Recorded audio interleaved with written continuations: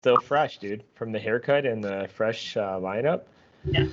Because, as we said in the last episode, we're now a men's health and fitness podcast where we just don't talk about gains anymore. We just talk about like how many times you should cut your nails and you cut your toenails. I mean, if you're coming to the pool or if you got some flip-flop on and your nail is hanging over your toe about a half inch, then you probably should cut your toenails. I'm probably like the worst offender of that. It's so bad. But I just like perpetually have like Dracula nails. Bad. I got away from it like probably like 10 years ago. It's probably been a while, but that's why I cut my hand nails so much.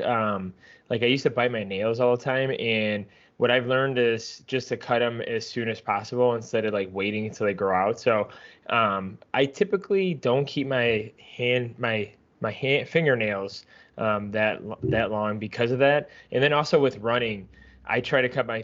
What's weird, and I wonder if there's any research out there, and it kind of makes sense because like if you think about it, like plants use water to grow, like, vegetation and fruit uses water to grow.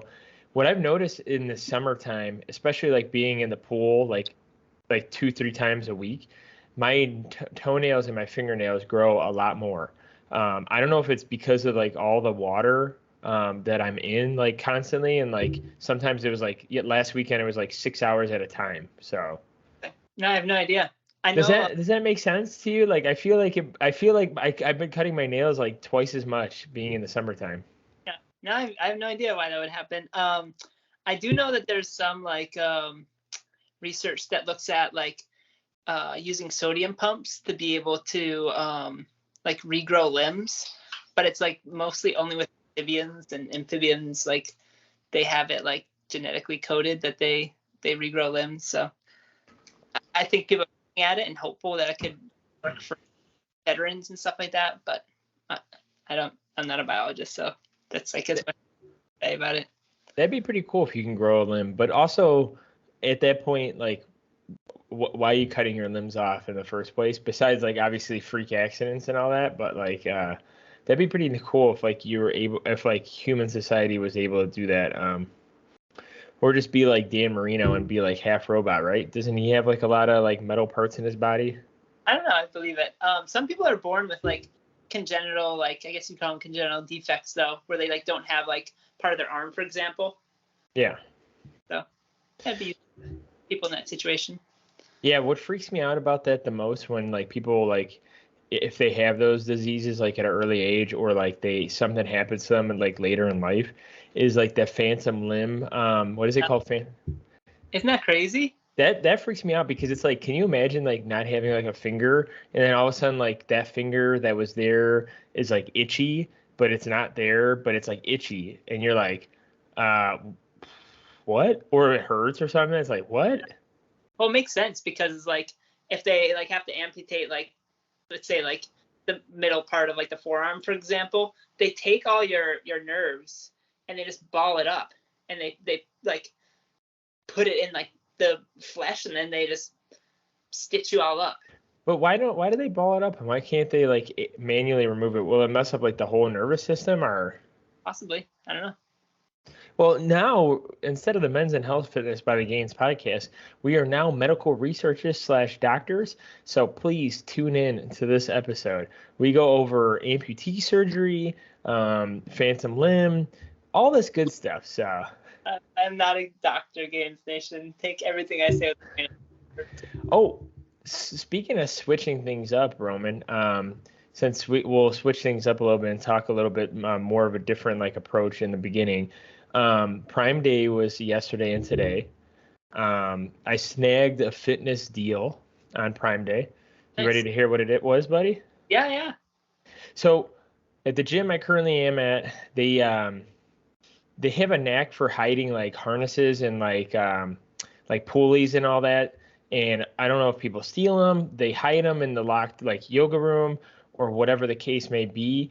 So this older gentleman that I talked to about like who does like a lot of sled pulls for like his knees and stuff and like his recovery. And as you guys know on the Gainz podcast, I warm up with the sled pull pretty much every workout.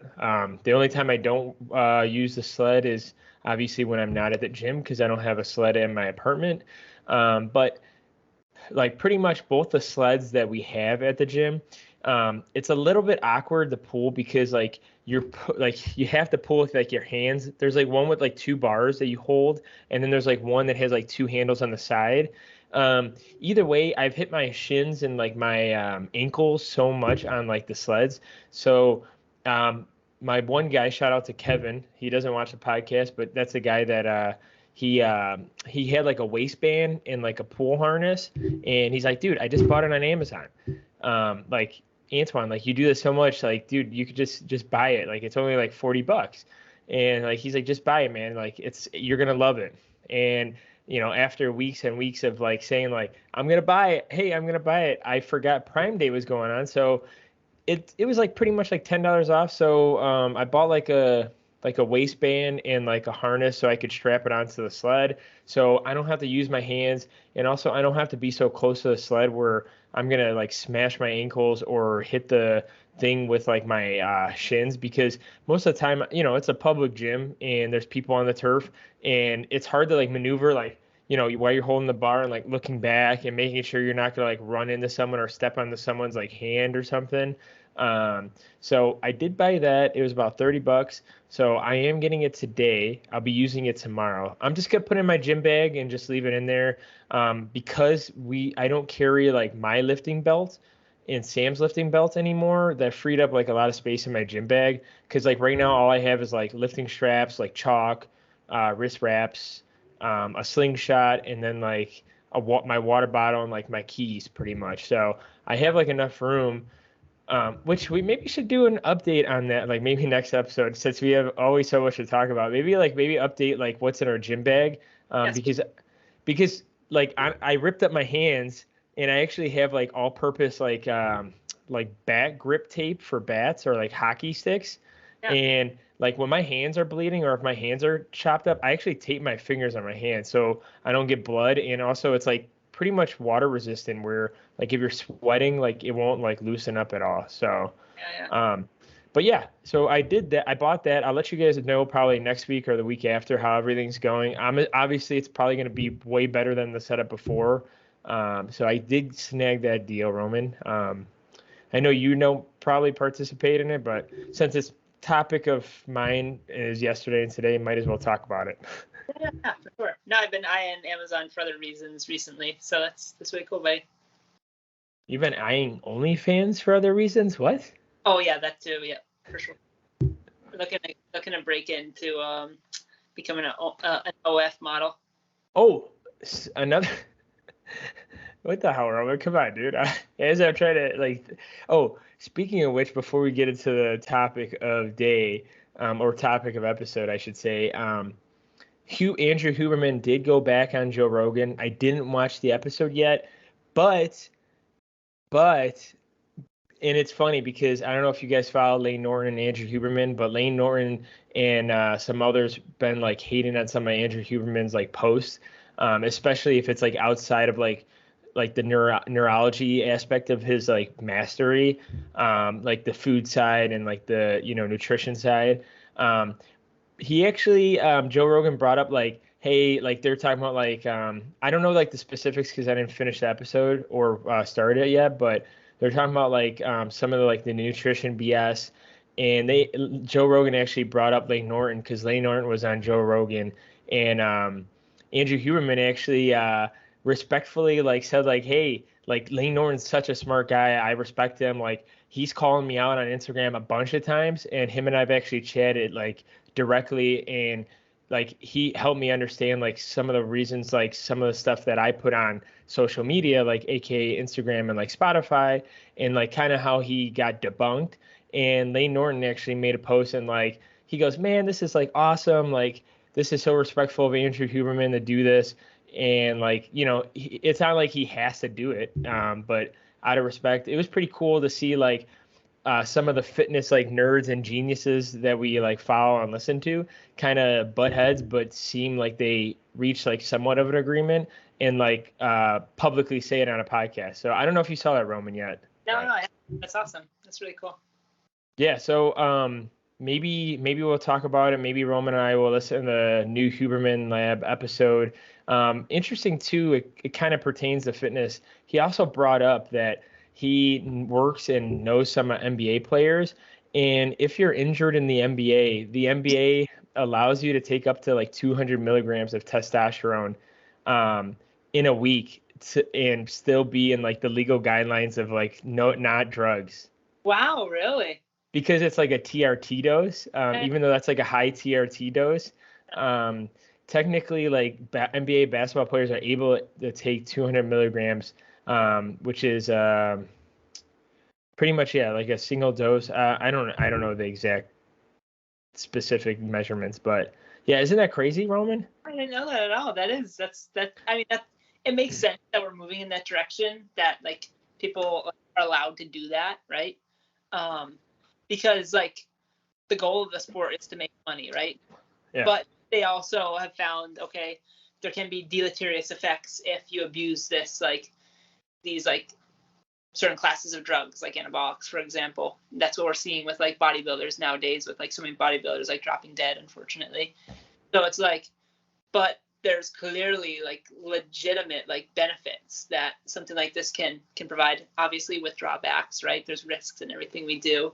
But as like a professional athlete, you talk to like your, professional like medical staff, you talk to your trainers, you talk to your team, like management, all that stuff. And you say like, yes, I'm willing to take this risk because I believe it'll help me get better faster so I can get back on the court and help the team win. Like, I mean, as long as you're making an informed decision, like you're an adult, you can do whatever the hell you want, as long as it's like within like the boundaries that like the league sets, and like legal boundaries, of course.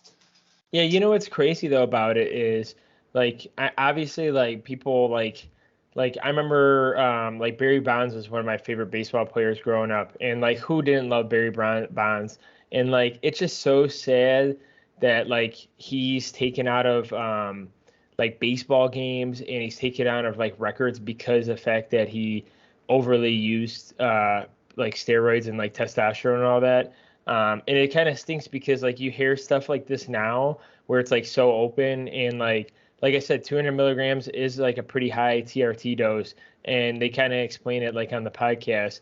But like I don't even think Joe Rogan even takes that much TRT because he's on TRT as well. But like it's crazy because like you hear this and then you go back 10, 15 years when Barry Bonds got all his like stuff and records taken away, and it kind of stinks because like is there anyone going to follow up like on the records he set, like where I'm pretty sure like his home run record in a season was 72 home runs? Like are we going to talk about that at all anymore? Like to my knowledge, like announcers can't bring it up, like Oh. yeah, his name can't even be mentioned in like a baseball game, like pretty much like I remember like back in the day, like when I used to buy baseball video games, like his name was like John Doe or something like that, or like John Smith. It was like some like random Joe Schmo, but he was like ranked like a 99. It was like Barry Bonds, but like he wasn't Barry Bonds in the video games either. What the heck? Is it the Yeah, same Wire?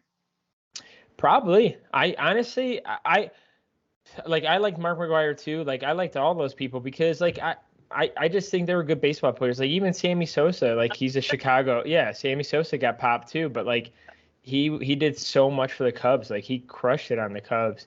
And like Frank Thomas, like it's so funny. Frank Thomas was like one of the best like White Sox hitters that played on the White Sox, and like Buddy like supports like T boosters, which testosterone boosters don't fucking work. So it's like crazy to think like Frank Thomas, I'm pretty sure also got popped for steroids with all those people. But he got like a slap on the wrist, and he like now that he's retired and he's like an announcer, he like supports T boosters and makes money off that. Like that's like insane to my it's insane for me to see that. Like I know. It's like Roman like being 230 pounds of pure muscle. Like 10 years later, all of a sudden like supports like a T booster. It says like I've taken this and this is what I jumped from 170 to 220 pure muscle. Like, it's like what the no you didn't. Oh my God. We my buddies and I were chit chatting, and one of our friends said that he was talking to a kid that he went to high school with, and in high school he was like 140 pounds, and he was like chit chatting with one of our friends and catching up, and said like he within like a year grew like 40 pounds of muscle. And like and then he goes, all right, buddy, I get how you got the 40 pounds. He goes, I ate clean and I ate really good. And I'm like, yeah, and you forgot to add the syringes too, you know. um but anyways, it's crazy. Like I tell you at every episode, it's like I feel like we come up with like so much topics, and like so much things come up in like the week or like 2 weeks that we do this. Um, but yeah, I wanted to bring up like something like that. Also, last episode, we kind of got on some pretty big subjects and a lot of like time to like put in like different subjects. But I did want to kind of bring up like sweeteners, artificial sweeteners, and fitness watches. If you want, we could probably talk about like the fitness watches real quick and then kind of go over like sweeteners. But like recently, like a lot of people too have been posting like research, like fitness watches are about like what 300 to like 600 calories plus or minus off. Yeah. Most of the time plus, because it probably overshoots than undershoots. And recently, I broke my Apple Watch for the first time. I think I had the Apple Watch for like 2 years or just over 2 years. It's crazy. My protection plan ended in March of this year, and I freaking broke it like literally like last month or 3 weeks ago, whatever it was. And I was like pissed. I looked at the protection sheet that Sam bought me because it was like a gift from her. I'm like, damn it. Like, of course it breaks like 3 months after like the thing expires. But You probably get post warranty though, right? I think it was too late because it was like I think it's like 30 days after or 60 days after. It was like 3 months after the expiration. I bet you if you go to whatever like your local mall is, they'll have a place that does like you break Roman, you know what I did? I put it in a plastic bag and I smashed the shit out of that Apple Watch until it broke completely, and then I threw it away. I didn't want anyone to be able to pull up like any data, so I smashed the sensor, I smashed the screen until because it still kind of worked, but the screen didn't work. So it's like I couldn't even because I had a password because of work. I had to put like a password on it. I couldn't even type my password in. So I pretty much just ended up just smashing it in a sandwich bag so the glass wouldn't shatter and break on me. Uh, but anyways, I just recently got a Fitbit from my a Fitbit Versa 2. Okay. That's And dope. yeah, and that's why I said make sure you guys check your insurance plans because our insurance for our work, Roman and I's work, I was able to get this for free, and that's by doing health assessments, doing some trainings for a healthy lifestyle, going to the gym 5 days a week. Every time you go to the gym, they give you points in your account. When you wear a fitness band, they give you points for being active throughout the day. So I had enough points, and to my knowledge, this is the series like 2, which the series 3 is out now. So it's just a series behind, and it was $150 value watch. So I got it for free. Yeah. But because we know the knowledge of the calories that are overshot within like the fitness watches, I did do a test with my Apple Watch, and I did it for the Fitbit. So when I got the Fitbit, I have like all my Apple workouts, and I was really curious to see what the difference was with like the calories with my runs. So I actually did a 10-mile run with the Fitbit, and I already did one with the Apple Watch. So I actually did that, and I wanted to compare the two. Surprisingly enough, ready for this? They were only like 50 calories away from each other. Wow. Interesting. Yeah. Yeah. So I ran the same like path, same like weather conditions, and it was about 50 sub 50 around there calories off. So I was pretty surprised actually. Wouldn't Yeah. you think? Wouldn't you be surprised too? Like it's like two different companies, like way Yeah. different. Yeah, they probably do it based off of meds. And explain Mets. It's pretty much just like calculating work. So it would take like your body weight, and it'll take like the distance, which is usually just based off of like GPS. Yeah. It does have a pedometer in it too, which obviously it has some margins of error, but pedometers are decently accurate enough. My big thing with calories is I'd say that like their calorie counters is that in general they're like I wouldn't rely on it, right? Because it it's a situation where like let's say it says like you burned 1,500 calories, okay? Well, and oh, by the way, you could just use my example. It was about 2,000 calories. Dang, really? It said 2,000 calories. Yeah, one was just over 2,000. The other one was 19 like 80 something. Okay. So let's say it says that you might now be tempted to eat back those calories, for example. So it's like, all right, I'm gonna eat this whole bag of chips, and I'm gonna Sunday. And like, if that's what you want to do, you're not on a diet, like that kind of thing. YOLO, whatever, live your best life. But like, if you do have like a weight loss plan, for example, I think like looking at the calories burned, for example, can be misleading, and it can like harm your progress. So instead, I'd encourage people look at your step count, and if in general your weekly trend is that it's like trending down, then like keep it on, like you're doing great. But if you find that it's like you plateaued, well, maybe you want to add an additional 1,000 steps per day, right? And then if you find that like you're not making any more progress after like a week or two, add another 1,000 steps, as long as it's manageable. Or you can take away a little bit of food. So you determine like, can you do it on like the diet and nutrition side, or can you do it on like the exercise side? And then another thing is if you see that like your weight's creeping up, once again, like, okay, you've got to cut. So most likely you probably should cut from food if like the weight's going up, right? Because it's harder if you're like not in like maintenance or like already like losing, to be able to like add physical activity to like beat that.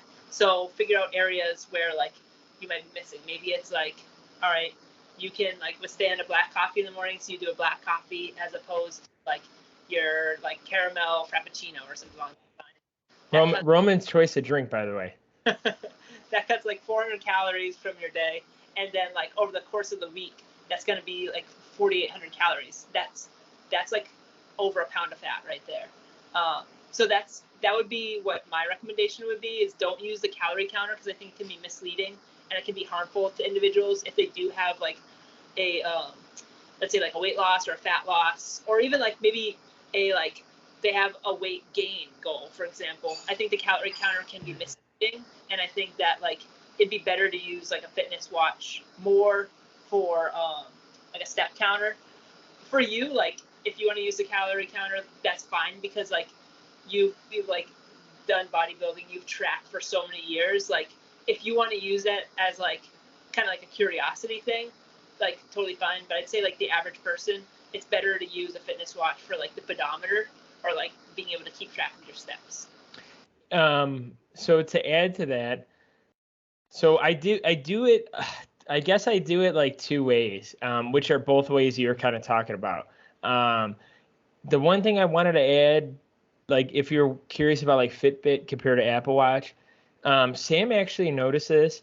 But we don't sleep with the watches on, because like I need to give my wrist a break. Like I get it, they have like sleep analytics, but like holy shit, like I get like I'm like, dude, I can't wear this 24 hours. Like it's just like would be like claustrophobic. But when we pick up the watch like for the new day, like obviously we go to bed before midnight, so like we wouldn't have any progress like before bed. When you pick up the watch for Fitbit, it's like weird, it already has like 400 or 300 calories already burned. And I don't know if it's because they're calculating like resting metabolic like rate. Like, okay, your body burned 400 calories in the 8 hours of sleep that you should be sleeping.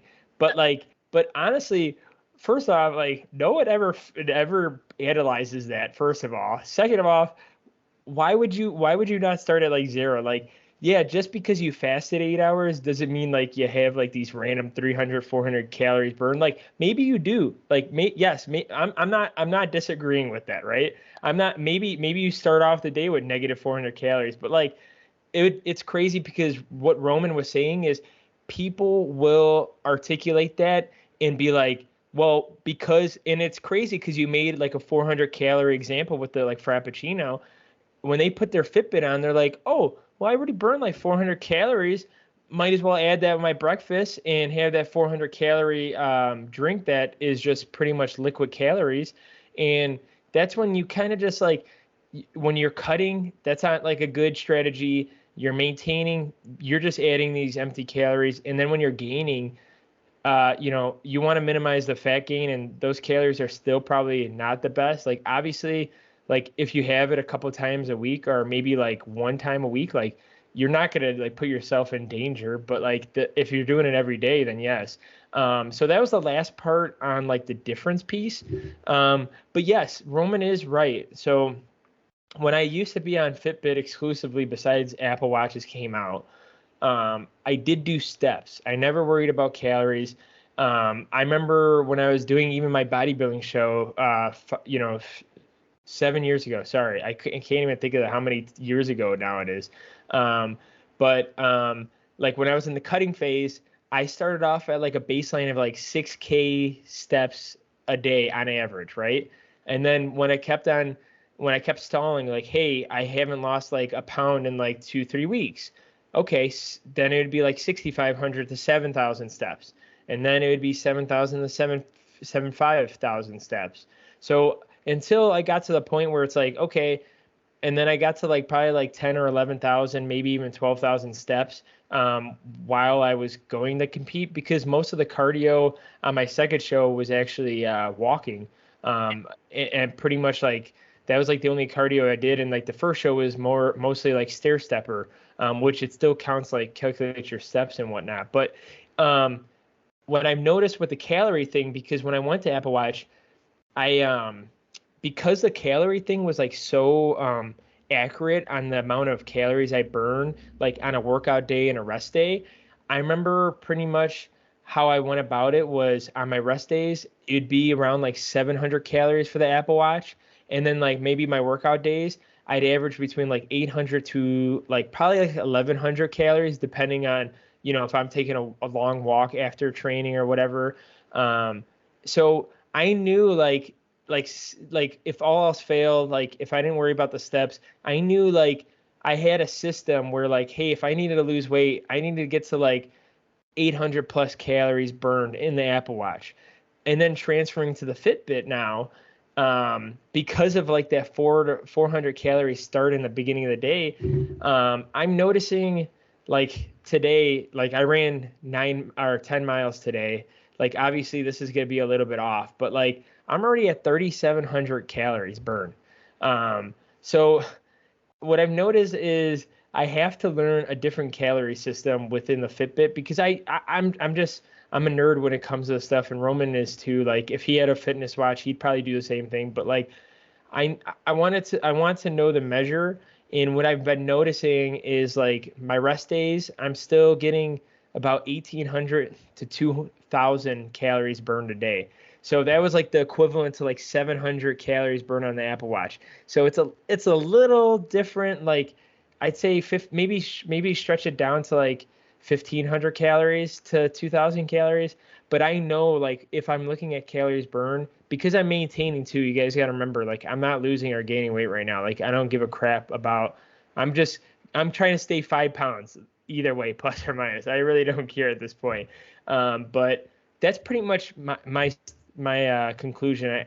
Rome gave up info, and I just realized we're at pretty much like time too. Yeah. So yeah, maybe we'll talk about artificial sweeteners the next one with some other topics. Sorry about that, Roman. Did you want to add anything else before we close out, buddy? No, that was good. I think we said All right, said a lot in regards to fitness watches. So yeah, sweet. just to wrap it up, I guess from my perspective is I'd recommend looking at like steps as opposed to calories, especially if you're crossing platforms, just because there can be some like for example, like Fitbit is taking into account like your basal metabolic rate, whereas like Apple Watch might not. So yeah. Yeah, I agree with Roman. I think like when I did the bodybuilding show, and that was the most tedious about diet that I ever had to get. Like without regular diet, like obviously it's a little bit easier because there's more leniency. There's not like a show to prepare for. Like it's just pretty much on your own timeline, or depending on if you're doing like an event, like with something where you got to look good for like a honeymoon, anniversary, wedding, birthday. Like maybe you want to look shredded for your birthday, and you want to look, I don't know, whatever the case may be. But like I think Roman gave us a great example. I would use steps. The calories thing is just my own like study. I wouldn't trust the calories thing. And also to add to Roman's point, don't eat the amounts of calories that it burns. Like I'm not eating 4,000 calories today just because I ran 10 miles. But yes, I am going to eat probably like 400 extra grams of carbs today. So don't get me wrong. Like I'm already at like 300 grams of carbs right now. So I'm probably going to eat like 300 more. But guys, thank you guys for tuning in. We'll see you guys on the next one. Check out our TikTok or Instagram. Roman's been posting a shit ton now on Instagram. I'm so happy to have Roman posting again because it's awesome. And you guys just follow us, like, comment, subscribe. We'll see you guys on the next one. Peace.